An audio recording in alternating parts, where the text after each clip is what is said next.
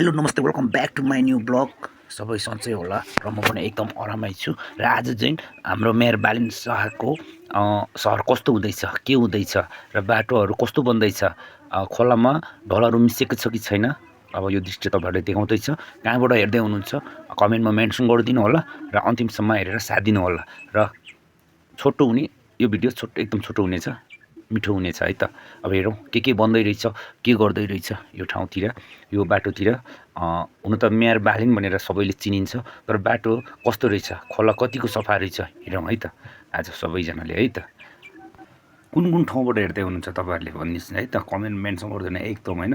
पहिला भने एकदम जग्गा सिलिमिली हुन्थ्यो कि यो ठाउँमा, अहिले त खोइ त छैन अहिले होइन। लाग्यो तपाईँहरूलाई बालिन शाहको सहर र खोला म दृश्य देखाउँदैछ तपाईँहरूले, र अन्तिमसम्म हेर्नुहोस् है त साथीहरू है त। तर यो चाहिँ लगभग 2 मिनट जतिको भिडियो हुन्छ होइन। अब यतातिर हेर्दै जाउँ। मेरो ब्याकग्राउन्डमा मेरो एकदम जुरेली चरा पनि कराउँदैछ, टुक गरेर कराउँदैछ। कस्तो रहेछ, के रहेछ, कतिको सफा रहेछ होइन। सबैले हेर्नु होला यो भिडियो मार्फत चाहिँ। तर खोलामा त्यति डलहरू चाहिँ मिसिएको छैन रहेछ है होइन। खोला एकदम सफा छ साथीहरू, खोला चाहिँ एकदम बबालै सफा छ। तर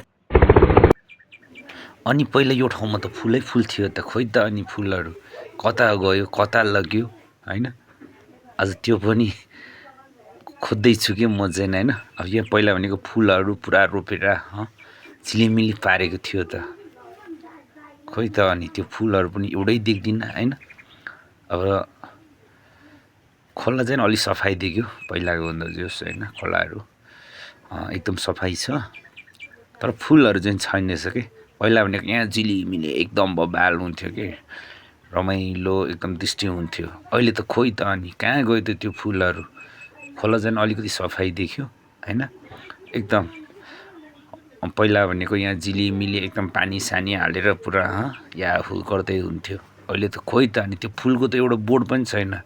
सो गाइस आजको लागि भिडियो यति नै। नेक्स्ट टाइम अब आउनेछ।